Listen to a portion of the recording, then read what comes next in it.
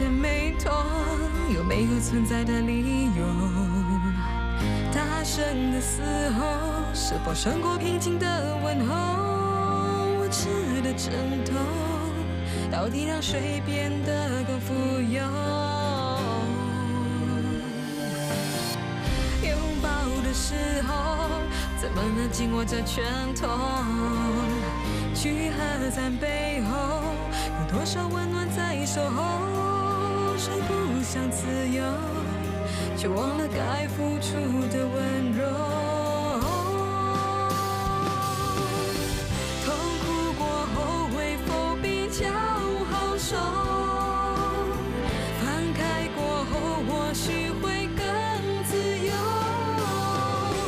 很多时候我们只是在寻找借口，什么是成就？只要你微笑着点头。欢笑过后会否一直回首？失去以后才学会如何看透。回忆里什么陪我们走到最后？还不是那些最简单的温柔。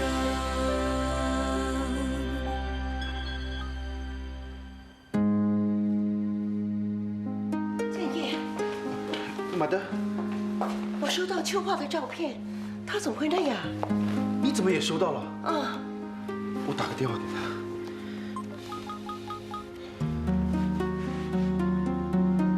喂，秋华，哎，要找你老婆，马上下来。喂，你是谁啊？喂，喂，是秋华吗？不是，是一个男人的声音。不会是绑架吧？不会吧？老婆，老婆，哎，醒醒啊，老婆，起来了。来，把他带回去再说吧。请问你们是？我是他先生。啊，请问我老婆怎么会在这里睡觉？刚才有个男人从里面的酒廊扶她出来，叫我帮忙看着她，还说他的先生会来接她。什么男人啊他说他叫 J。 ？J， 你认识他吗？谢谢你啊。好。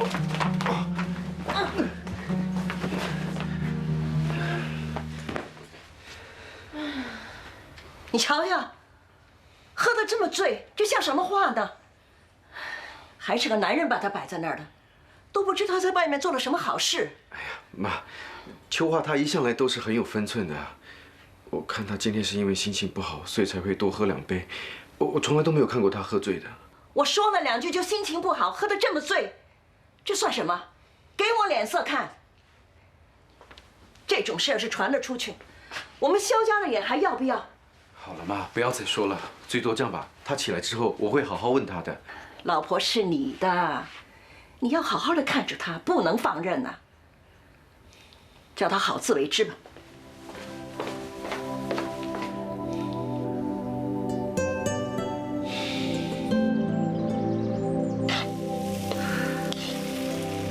爸早。怎么样？还在为昨晚的事生气啊？一大清早就不要紧绷热脸啦。那2个呢？下来了没有？还没。这都几点了，还睡啊？算了，就由他们吧。昨天晚上喝得个烂醉，建业肯定是服侍了他一整晚。做人家妻子怎么可以这样呢？不是说好让建业自己去处理的吗？你就开通一点，当做什么都不知道。你要我做睁眼瞎子？是眼不见为净，就让他们睡多一会儿吧，偶尔一次无所谓的。怎么可能会这个样子的？昨天晚上就我跟 Esther， 他走之前我还好好的，他走了之后我就多喝了1杯。照理说不可能醉成这个样子的。谁是 Esther？ 我生意上的合伙人。那还有一个男的呢？没有啊，就我跟 Esther 2个人，根本就没有男人。爹，你不相信我啊？那个男人到底是谁？为什么在你喝醉了之后把你搬到大堂啊？我怎么知道啊？这个人啊，肯定不怀好意。让我知道他是谁，我一定会给他颜色看看。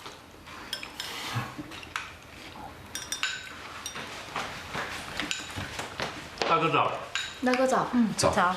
各位早，妈。都几点了还早？你妈煮的皮蛋粥很好吃的，试一下吧。哦。哎，大哥，大嫂呢？啊，她在楼上。应该还在睡吧？她已经起来了，不过因为昨天晚上喝得太多，所以今天早上起来的时候头还是有点疼。大哥，叫大嫂喝鲜橙汁很有效的。知道了，我待会儿会叫她试一试的。既然醒了，为什么不下来吃早餐呢？我看他是怕见到我。啊，马德，谢谢你准备的早餐，我们上班了吧？我跟你们去。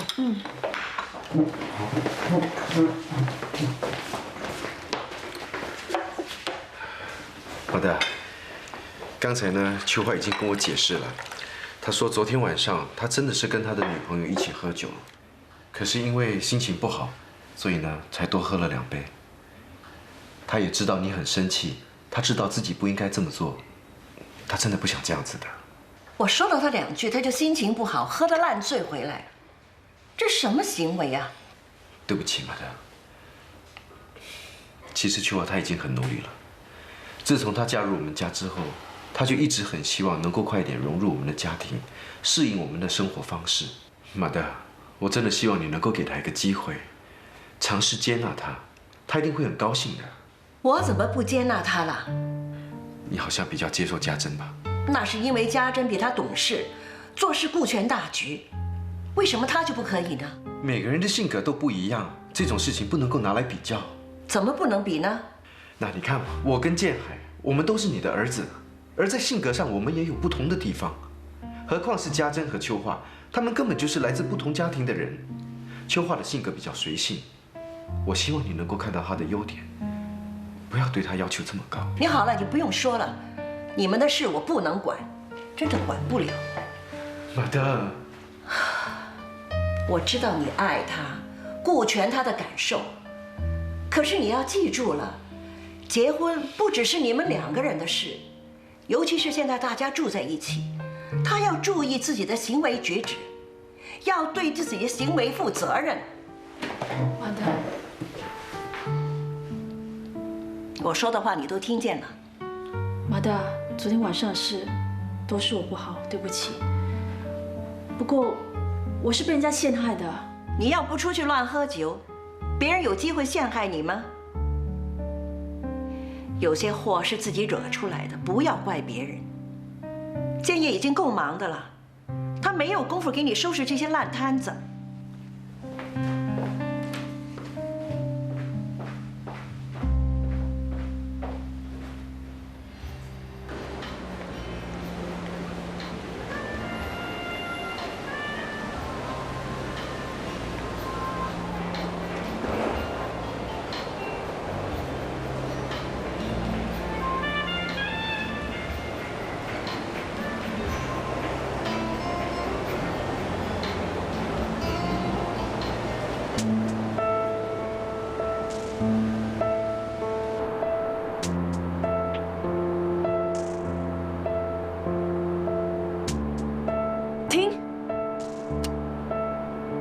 是他。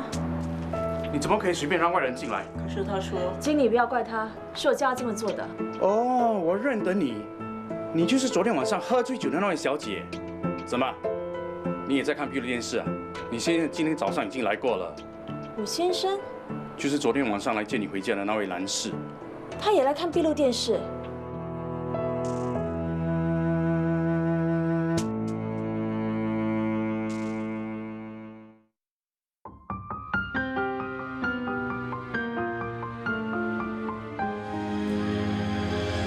我今天约你出来，是想跟你谈你跟我太太之间的过节。哦，我看过俱乐部的闭路电视。哎呀，别那么认真嘛，我只是开玩笑而已。开玩笑，你知不知道你这样做很过分？有什么过分啊？我看到你老婆喝醉了，我怕她给人占便宜，我就把她移到大厅人比较多的地方。我还叫大厅经理看着她，我做错了什么？你要是真的是这么好心的话，就不需要装神弄鬼，还搞出这么多的小动作。为什么要把照片传给我跟我爸？你明明知道你这样做会让我跟我老婆失和，也会让我妈误会。谁叫她欺负我妹妹？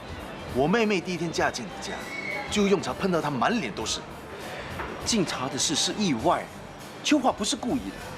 是我也不会承认的。那我们是男人，如果有人这样欺负你妹妹，你会袖手旁观吗？我们都是男人，如果有人这样子对待你老婆，你会坐视不理吗？我看过全程的闭路电视，还好你没有对我的老婆不规矩，要不然的话，我一定不会放过你。我只是要给她一个小小的教训。你到底有没有用脑想？你妹妹也是萧家的媳妇儿，如果我们两家不和的话，那么将来家珍的日子也不好过。难道你真的想看到这样子的事情发生吗？我当然不想啊！你如果吃饱没事做啊，我只是叫你老婆不要再针对我妹妹了。我承认他们两个人之间是有误会，但是这种事情解释一下就没事了。我只是拜托你不要再来给我们惹麻烦。这当然没问题啦。本来就是好男不跟女斗，这样子最好。将来要是有什么事，你直接找我，让我来解决。好。我约了顾客谈生意，我先走了。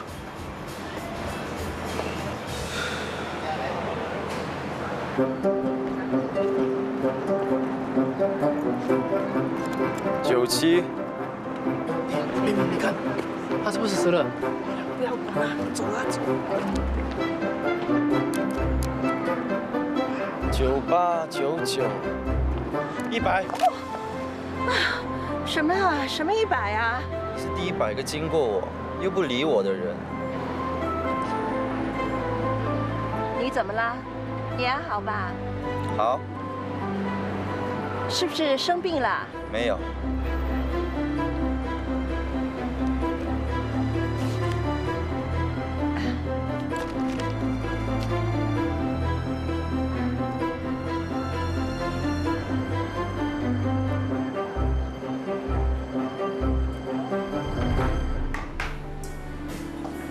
生意不错。哎，大嫂你怎么来了？我来看看你有没有偷懒。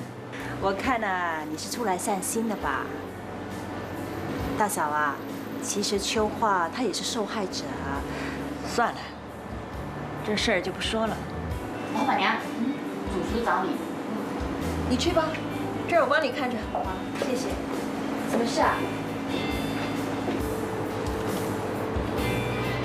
钱我还你，我不是乞丐。对不起，我以为你等钱吃饭。你错了，我等的是一个会主动关心我、一个精神富足的人。你做得很好，你合格了。啊，我请你吃吧。不用你施舍。这不是施舍，是我欠你的。谢谢你上次帮我。这又不同。谢谢，一份牛肉套餐。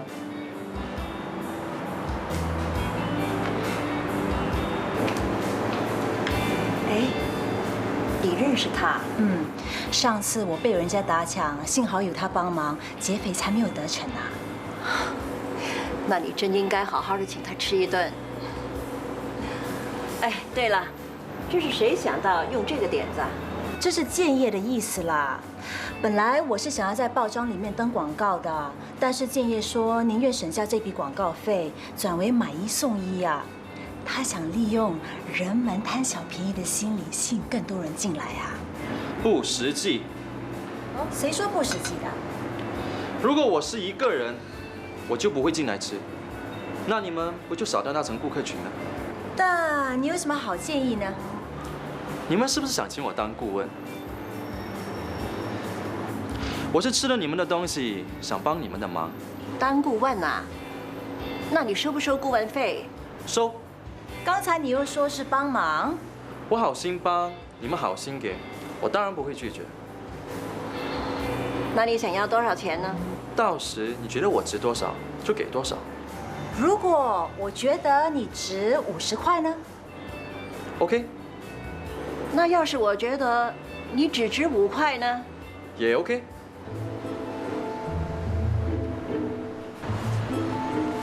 好，让你吃，让你给，这不是在做亏本生意吗？先试1个小时。让你吃，让你给嘞。是真的吗？当然是真的，请。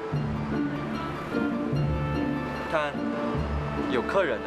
有客人不代表会赚钱呐。你要相信我，对我有信心。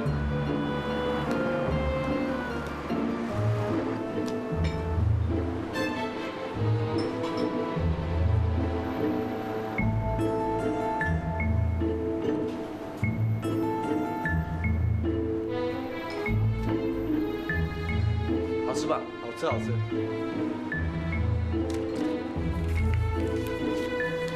2个人吃3人份套餐2块钱，那还有10块，总共12块。下次再来哦。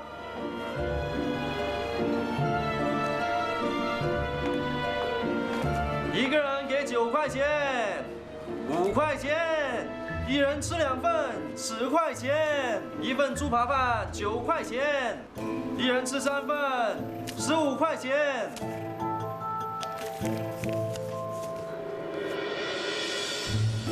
1个人吃2份套餐10块钱。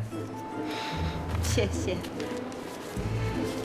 那你的顾问费，我们心服口服。谢谢，这是我刚才吃饭的钱。啊，用不了那么多。你们不是说任吃任给吗？其实我是要感谢你们，给我一个机会，在不同的层面看到不同的人性。其实你是做什么的？我是个行为艺术家。上次你看到我用单脚走来走去，我还以为你的脚有问题呢。我是在观察人们的反应。也就是说，上次你被那个劫匪打，也是故意不还手的了？没错，现在的人比较冷漠怕事，只要跟自己没有利害关系，都会选择避开，视而不见。我是想借用这些行为艺术，引起人们的注意，让他们能够多主动关心别人。你这样做的出发点是好的，可是这样做不是很危险吗？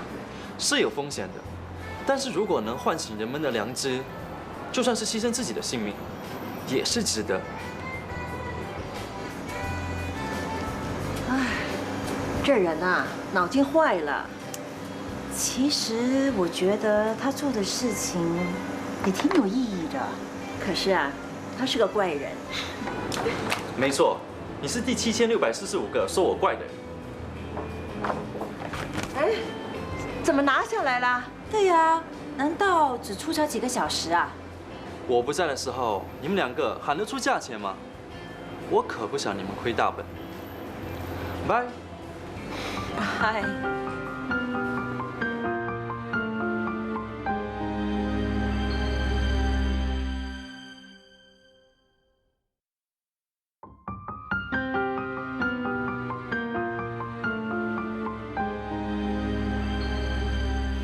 秋华呢？怎么还没下来啊？我去叫他吧。对不起，让大家久等了。你忙什么啊？西巴练习这么久。我在打电话。打什么电话这么重要？快先吃饭吧。马上吃饭，姑姑吃饭。等一下，我有件事要跟大家说清楚。有什么事情待会儿再聊好了，先吃饭吧。不行，为了郑重起见，我希望大家能先让我把话说完。好吧，你说吧。昨天晚上我喝醉酒的事，我知道令大家很担心，也让马德很失望。我真的在俱乐部跟朋友谈公事，只是喝了2杯，照理说是不可能醉的。大嫂，以后你叫大哥陪你比较好。就算你喝醉了，我没有醉，我是被人家陷害。你怎么知道是被人家陷害呢？今天我去俱乐部看了闭路电视，建业跟我说了，你是被你的朋友陷害的。那他有没有告诉你那个人是谁？不就是你的朋友吗？我没有这样的朋友。那个人我们大家都认识，而且还是我们的亲戚。你在说谁呀？好了，我们不要说这个了，吃饭吧。为什么不说？你怕什么？我不是怕，我只是……啊，来的正是时候啊！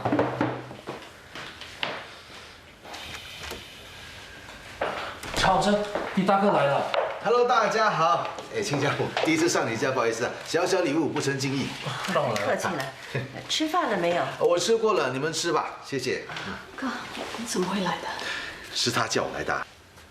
我们到客厅去聊吧。不行，有什么话在这里说清楚。好啊。昨天晚上把我丢在俱乐部大堂的人就是他。啊？怎么是你？亲家母啊，大家都是自己人，解释清楚就没事了。哥，你为什么要做这种事情？我是助人为快乐之本啊。她是你的大嫂，她喝醉了，我就把她扶到外面去，没错嘛。那你为什么要拍那种照片呢？我是怕人不相信，传照片比较快，一目了然。那你传给建议就好了，为什么还要传给妈的？还有人多好办事，我是好心啊。你还敢狡辩？你分明就想破坏我跟建议之间的感情，让妈的误会我。哎呀，要怪也是怪你不会喝酒，你不去喝酒不是没事了喽？知道了，一定是你在我的酒里下了药。小姐，凡事都要讲证据的。你敢说你没有？我当然没有了，你不相信啊？去做身体检查喽。好，马上去。走啊！够了。马德，不要生气。这件事情我已经跟杰奇说得很清楚了，他答应我以后不会再让这样的事情发生。你跟他说清楚，那我呢？我平白无故被人家冤枉啊！我说够了。你做这种事情还敢上来这里？我也是不想来的，是他叫我来的。他说如果不来解释的话，他就对你不客气。我是担心你呀。马德，真的对不起，我们走吧。你为什么说对不起啊？哎，你都该做错了，不要说了。我一人做事，人当是我做，你不要怪家政啊。一顿饭也没有办法好好的吃啊。哎呀，你怕什么？我都说明你的事啦。还说没有？我是帮你出气嘞。你是越帮越忙啊！那个女人这样对你，你能忍，我不能忍呐。怎么说她都是我大嫂嘛。大嫂又怎么样？她有把你当成是地妇吗？你再不还击的话，她就骑到你头上去，到时你在萧家什么地位都没有啦。好了，对不起了，最多我再进去跟他们道歉哦。你是我哥，我脱得了关系吗？那你要我怎么办？你什么都不要做，我住在这里的，你要我怎么面对他们啊？哎，好了 ，sorry 啦，我又不是存心要整他的，谁叫他刚好遇到我。我和他的事我自己会处理，拜托你不要再插手了。我不插手，也不插脚，啊！你还有心情开玩笑？哦 ，sorry。好了，但是如果他再欺负你的话，我就不插手。你为什么就是要把事情搞得这么难看？我没有做错，我当然要澄清了。你要澄清，你可以私下找马德谈，不需要把杰奇也叫上来，这样子会把整个家搞得鸡犬不宁的，你懂吗？我要为自己讨回个公道，让大家看清楚事情的真相。那你为什么不事先找我商量呢？有什么好商量的？你看了闭路电视，知道是谁做的，为什么要瞒着我，瞒着大家？你到底想怎么样啊？我只是不希望这件事情闹得更大。你就是这个样子，永远息事宁人，跟马德一样，只会袒护家政。你到底在说什么？你明知道是他大哥做的，为什么要帮他隐瞒？你宁愿我被人家羞辱，被人家冤枉，你也不帮我。我到底是不是你老婆啊？我不帮你，我还去找杰奇谈啊。我警告过他，叫他不要惹是生非，他也答应我不会再针对你了。而马德那边呢，我已经帮你解释得很清楚了，你懂吗？问题是你根本就没有跟马德说是杰奇搞的鬼。这个很重要吗？当然重要了。现在被整的人是我啊！你马德以为我是酒鬼，是个不检点的女人，这样子对你来说是无所谓吗？你到底有没有顾虑到我的感受？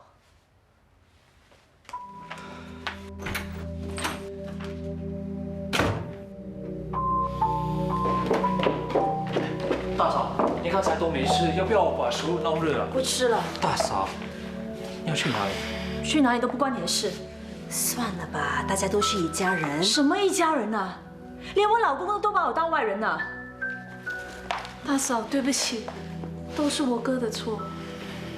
你还演戏？你别告诉我你什么都不知道。我心肠这么狠，报复心那么重。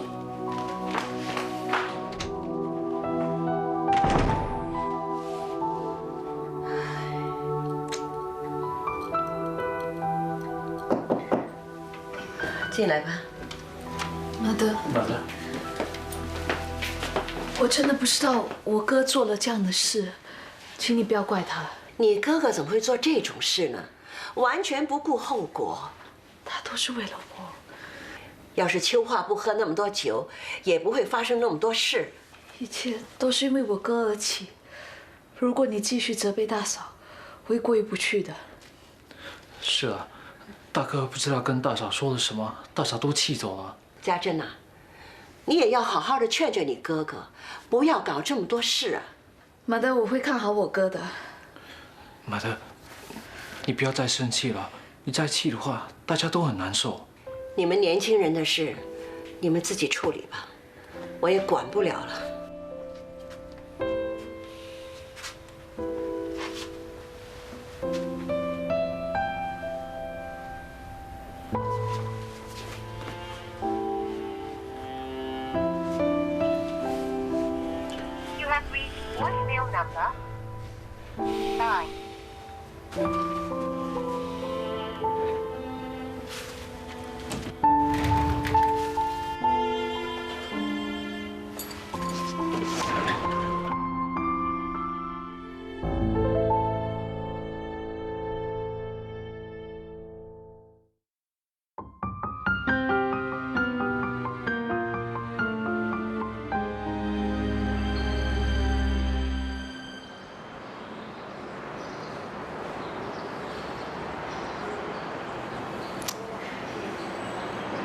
昨天晚上还这么紧张，又打电话又传短讯，今天一早就无声无息的，真的是一点耐心都没有。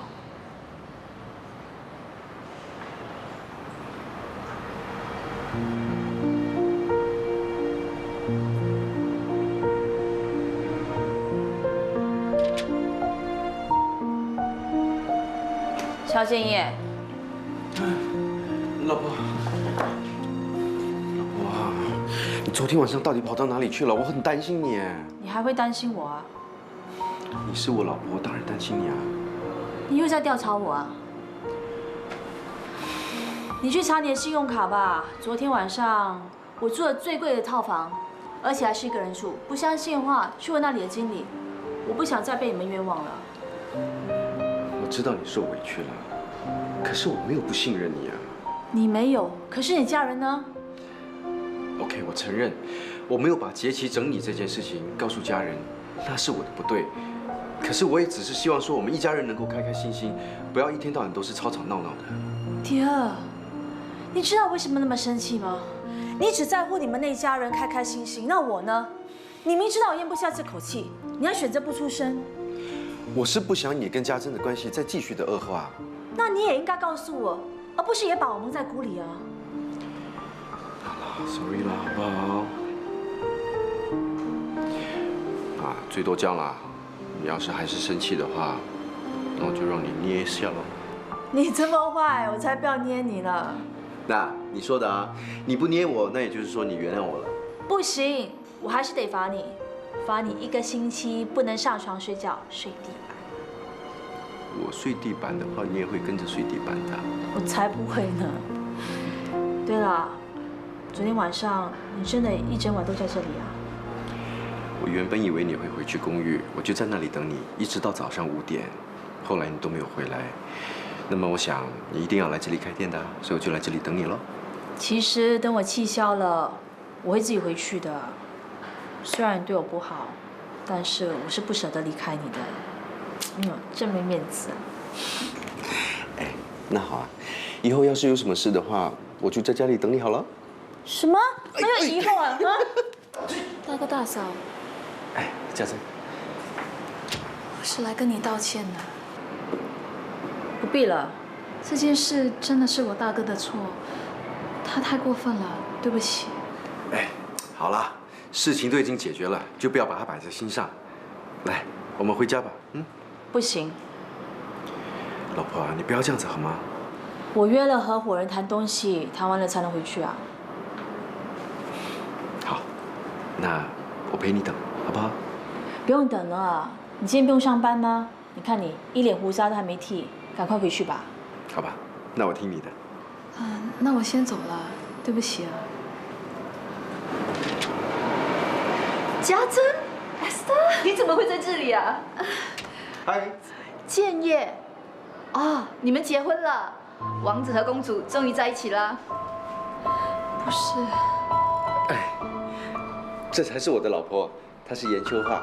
哎，几年不见，你还是跟以前那样。对不起，我摆了个大乌龙。原来秋桦是你老婆啊，这世界还真小。那我先走了，你们慢慢聊。姐姐，看来你大学生活应该很精彩吧？哎，我跟你说过的啊，家珍是我的同学啊。没这么简单吧，王子？我只是开玩笑，你不要当真。我忘了拿些东西，我先走啊。你还有什么事情瞒着我？我跟家珍只是同学之间的关系。如果真的只是同学，为什么 Esther 会误会你们是一对，还叫你们什么王子与公主呢？那是我们以前同学呢之间开玩笑，不用当真嘛。要不是今天碰到 Esther， 你这件事情到底要瞒我瞒到什么时候？我跟家珍什么都没有啊。难怪你一直不敢提起你们的事，原来你做贼心虚。这种事情有什么好提的？只会越描越黑嘛。怪不得我总觉得家珍每次看到你的眼神总是怪怪的。原来你们曾经是一对啊！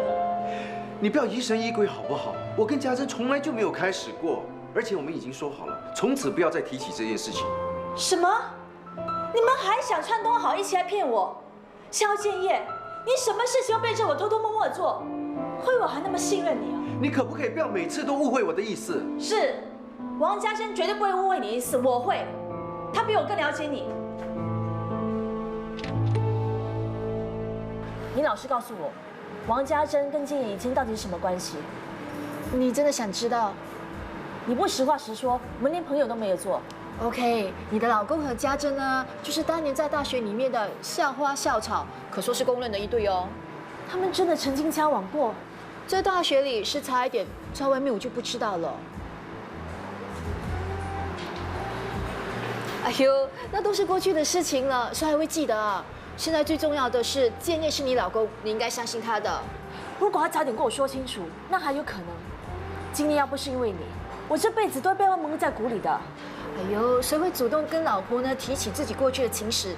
再说谁没有过去啊？我是气他背着我，要跟那个王家珍串通好来欺骗我啊！他是担心你想太多。说真的，你跟家珍到底是什么关系啊？说了出来你都不会相信。我几乎每天都要见到他。怎么可能？王家珍是建业弟弟的老婆，她是你的弟妹。是啊，我弟妹就是我老公的旧情人。你说这个结要怎么解啊？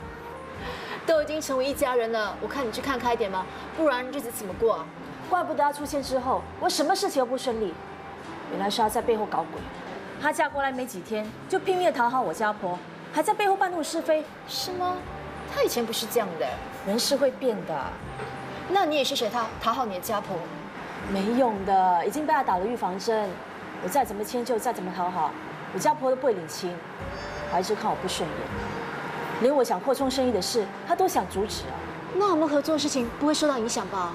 放心吧，我是不会让别人干涉我的事业。我们的计划照样进行。这就对了，女人呢就应该拥有自己的事业，不能只靠男人。反正我是不会让步的。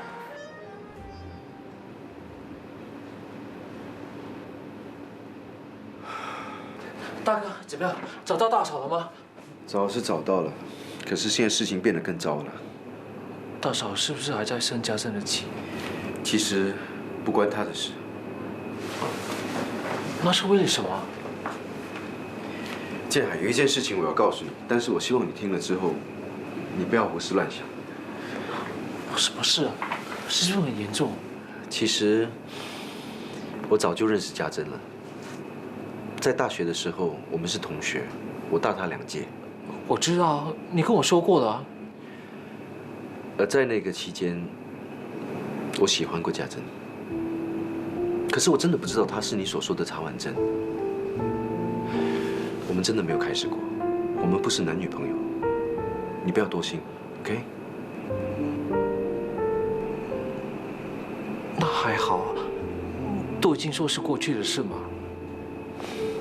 喂，真的不介意？我相信你和家珍。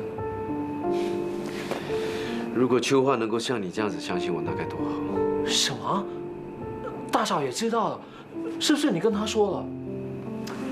刚才我去美甲店呢，是想要把秋桦接回家的，可是却没想到在那里遇到了我跟家珍的老同学。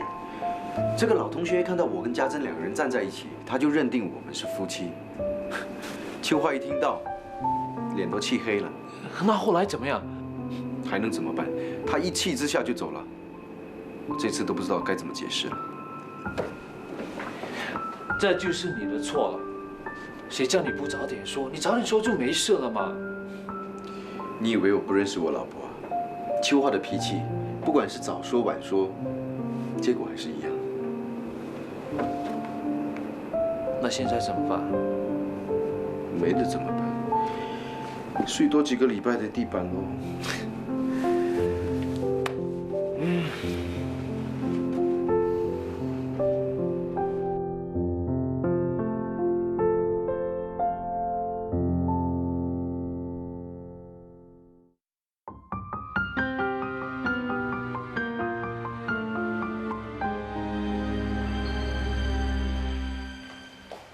怎么，还是不接电话？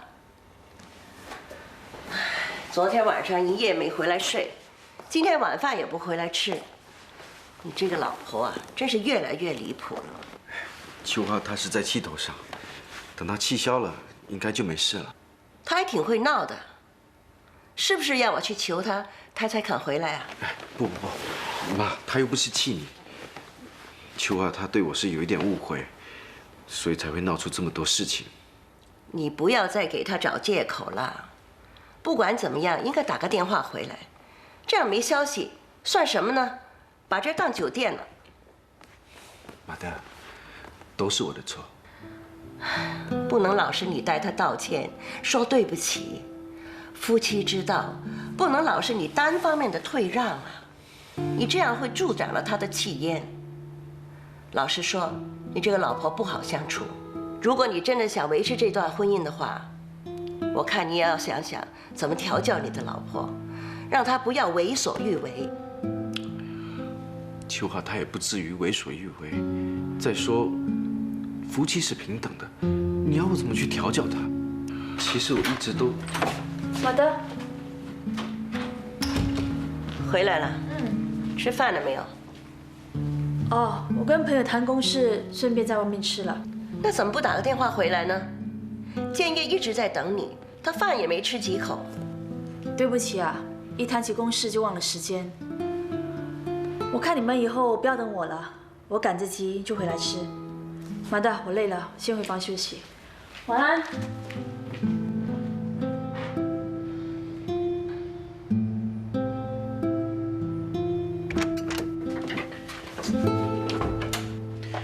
看来我们应该要好好的谈一谈了。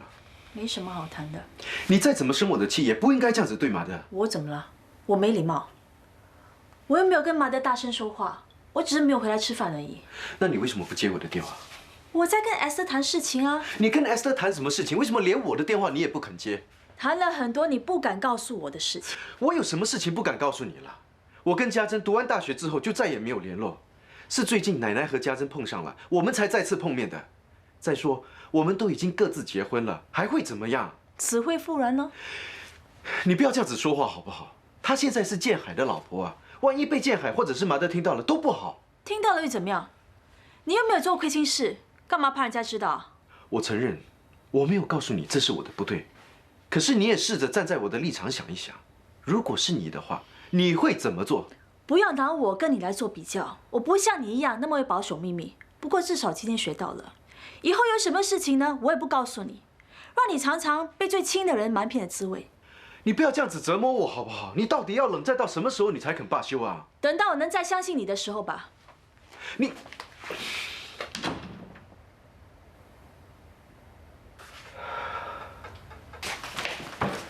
大嫂，你应该还没吃吧？我给你留了饭菜，热了就可以吃了。谢谢你啊，有心了。你和大哥没事吧？我们没事啊，怎么了？你想看到我跟建业翻脸吵架？对不起啊，让你失望了。我不是这个意思。我跟建业好得很，倒是你啊，不要只是嘴巴卖乖，要以行动证明。哎，你不是说你留了饭菜给我吗？麻烦你帮我热一下，我待会儿想吃。谢谢你啊。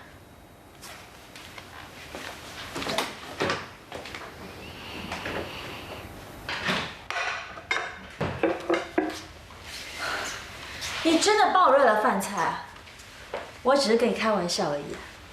你还是可以吃的，我已经吃饱了，我吃不下。不如你自己吃吧。妈的，妈的，家珍好心给你热了饭菜，你为什么不吃啊？是我自己想吃，看到他刚回来，所以问他要不要一起吃。你不用替他解释了，我全都听见了。你刚才不是跟我借针线吗？这个针线盒以后就放在你的房间里。以后谁迟回不用留饭菜，热了还不吃，这开什么玩笑？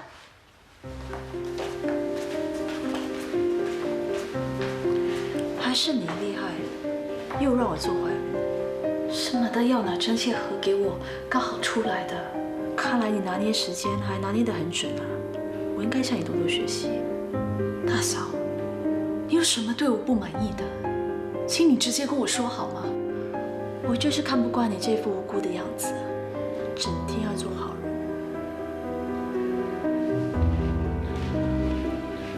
大嫂，哎，来得正好。有空呢，多陪陪你老婆吃饭，免得你感情出了问题。对你好，对我更好。常婉珍，发生了什么事啊？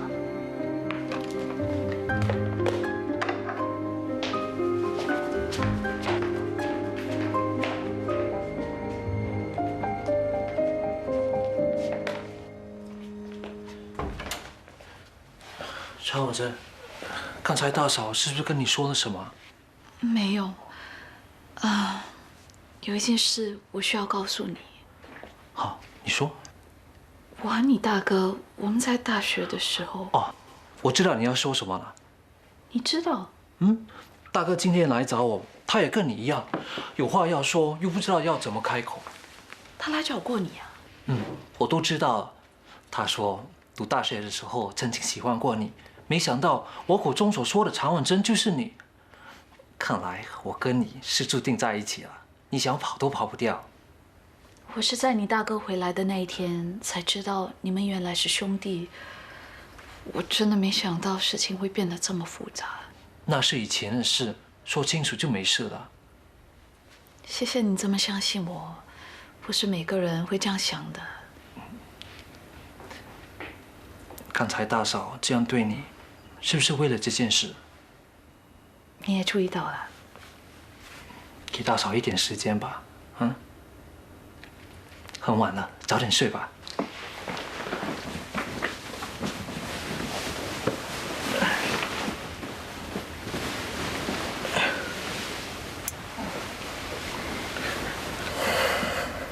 千海，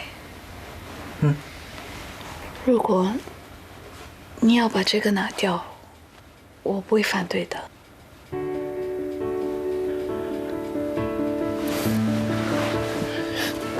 常婉珍，我相信你，就是相信你，你不用用什么来证明。谢谢你。晚安。晚安。横冲直撞的交汇，很容易触电。